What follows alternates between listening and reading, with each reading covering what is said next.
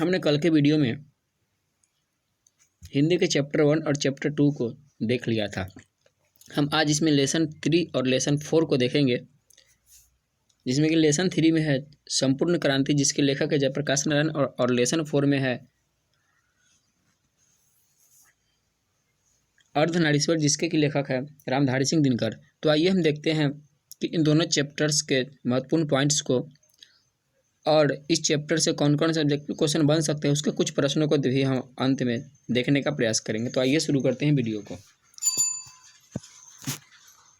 तीसरा चैप्टर है संपूर्ण क्रांति, और संपूर्ण क्रांति के जो लेखक है वो है जयप्रकाश नारायण। जयप्रकाश नारायण का जन्म 11 अक्टूबर 1902 को सिताब दियारा, जो कि छपरा में पड़ता है, वहाँ हुआ था।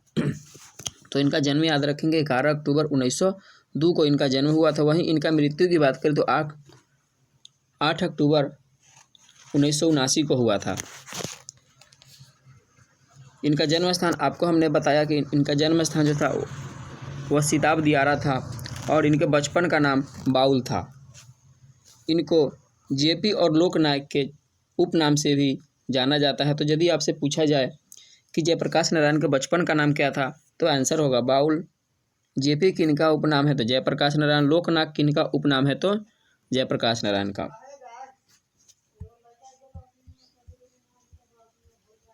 इनके पिता का नाम हर्षुदयाल है। वहीं इनकी पत्नी का नाम जो था वह प्रभावती देवी था, जो कि ब्रजकिशोर प्रसाद की पुत्री थी। तो ध्यान रखेंगे इन सब पॉइंट्स को। इन्होंने कांग्रेस सोशलिस्ट पार्टी का गठन किया था। आज़ादी के बाद वर्ष 1952 में प्रजा सोशलिस्ट पार्टी के गठन में भी इनका योगदान रहा। 1954 में ये विनोबा भावे के सर्वोदय आंदोलन से भी जुड़े रहे। इन्होंने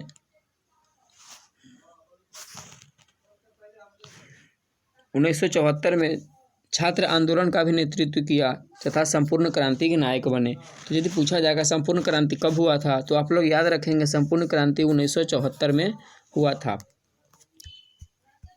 इनके द्वारा लिखी गई प्रमुख पुस्तक जो है वह रिकंस्ट्रक्शन ऑफ इंडियन पॉलिटी है।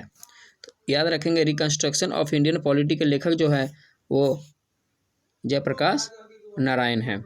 तो इस प्रकार से हमने जयप्रकाश नारायण के बारे में इम्पोर्टेंट पॉइंट्स को देखा। अब हम देखते हैं आपका चैप्टर 4 यानी कि अर्धनारीश्वर के बारे में, जिनके की लेखक है रामधारी सिंह दिनकर। तो अर्धनारीश्वर जो कि आपके चैप्टर 4 है, और इस चैप्टर के लेखक है रामधारी सिंह दिनकर। इनका जन्म जो हुआ था वह 23 सितंबर 1908 ईस्वी को सिमरिया बेगूसराय में हुआ था, जो कि बिहार में पड़ता है। तो याद रखेंगे रामधारी सिंह दिनकर का जन्म स्थान सिमरिया में हुआ था। इनकी पत्नी का नाम श्यामवती देवी था। वहीं इनकी पहली कविता का नाम छात्र सहोदर था। इनकी पहली कविता पुस्तक जो निकली थी उसका नाम प्रणभंग था। इनकी प्रमुख कविताएं रेणुका, हुंकार, रसवंती, कुरुक्षेत्र, रश्मिरथी और उर्वशी प्रमुख है। तो याद रखेंगे इनकी कविताओं को, जिसमें कि रेणुका, हुंकार, रसवंती, कुरुक्षेत्र, रश्मिरथी और उर्वशी प्रमुख हैं। वहीं इनके प्रमुख गद्य जो है उसमें मिट्टी की ओर, अर्धनारीश्वर, संस्कृति के 4 अध्याय इत्यादि प्रमुख हैं।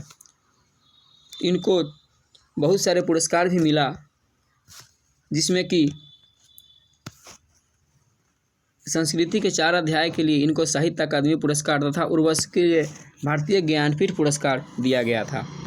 इन्हें पद्म भूषण से भी सम्मानित किया गया था, जो कि भारत सरकार के द्वारा प्रदान किया जाता है। रामधारी सिंह दिनकर को राष्ट्र कवि भी कहा जाता है। ये आधुनिक युग के कवि थे। अर्धनारीश्वर इनके द्वारा लिखित एक प्रसिद्ध निबंध है। आपसे पूछा जाए कि अर्धनारीश्वर किस प्रकार की रचना है, तो आपका आंसर होगा निबंध है।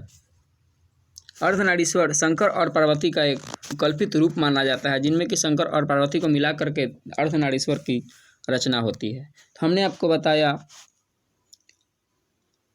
अर्धनारीश्वर और संपूर्ण क्रांति के बारे में। अब हम देखते हैं इससे जुड़े महत्वपूर्ण प्रश्नों को। तो यहाँ पर आपसे पहला प्रश्न है, जयप्रकाश नारायण ने छात्र आंदोलन का नेतृत्व कब किया? ऑप्शन है 1974, 1967, 1976, 1977। तो जयप्रकाश नारायण ने छात्र आंदोलन का जो नेतृत्व किया था वह था 1974 में, तथा संपूर्ण क्रांति की शुरुआत भी 1974 में ही जयप्रकाश नारायण के नेतृत्व में हुआ था। दिनकर जी को निम्न में से कौन सा पुरस्कार दिया गया था? पद्मश्री, पद्म भूषण, पद्म विभूषण, पद्म। तो रामधारी सिंह दिनकर को पद्म भूषण नाम का पुरस्कार मिला था। ऑप्शन नंबर बी सही हो जाएगा। नेक्स्ट क्वेश्चन है, रिकंस्ट्रक्शन ऑफ इंडियन पॉलिटी नामक पुस्तक किसने लिखी? भगत सिंह, महात्मा गांधी, जयप्रकाश नारायण, लोकमान्य तिलक। तो रिकंस्ट्रक्शन ऑफ इंडियन पॉलिटी नामक पुस्तक को जो लेखक थे वो थे जयप्रकाश नारायण। अगला क्वेश्चन है, अर्धनारीश्वर कल्पित रूप है? राधा कृष्ण का, शंकर पार्वती का, राधा राम और सीता का, गणेश और लक्ष्मी का। तो अर्धनारीश्वर जो है वह शंकर और पार्वती का कल्पित रूप है। इसके बाद नेक्स्ट क्वेश्चन है, संपूर्ण क्रांति के रचनाकार है? जय कृष्णमूर्ति, भगत सिंह, जयप्रकाश नारायण, इनमें कोई नहीं। तो संपूर्ण क्रांति के रचनाकार जयप्रकाश नारायण है। वहीं नेक्स्ट क्वेश्चन है, संपूर्ण क्रांति का नारा किसने दिया था? दिनकर, जयप्रकाश नारायण, मोरारजी देसाई, इनमें कोई नहीं। तो संपूर्ण क्रांति का नारा जयप्रकाश नारायण के द्वारा दिया गया था। अगला क्वेश्चन, अर्धनारीश्वर किसकी रचना है? दिनकर, बालकृष्ण भट्ट, मल्ल, अजमोहन, राकेश। तो अर्धनारीश्वर जो है वह रामधारी सिंह दिनकर की रचना है। आपका ऑप्शन नंबर ए सही हो जाएगा। आपसे एक क्वेश्चन पूछा जाएगा कि उर्वशी किनकी रचना है? यदि आपने इस वीडियो को ध्यान से देखा होगा तो आपको पता होगा कि उर्वशी के लेखक कौन है। यदि आपको पता है कि उर्वशी के लेखक कौन है तो आप इस वीडियो के कमेंट बॉक्स में हमें कमेंट करके ज़रूर बताएंगे। तो ये रहा हमारा चैप्टर 3 और 4 का वीडियो। हम आगे इसी तरह के एक सीरीज आपके लिए ला रहे हैं, तो जिसके लिए कि आप इस चैनल को सब्सक्राइब जरूर कर लेंगे और साथ ही साथ दूसरे व्यक्तियों तक भी इस वीडियो को शेयर करेंगे ताकि उन तक भी इसका लाभ पहुंच सके। तो फिर मिलते हैं दूसरे वीडियो में।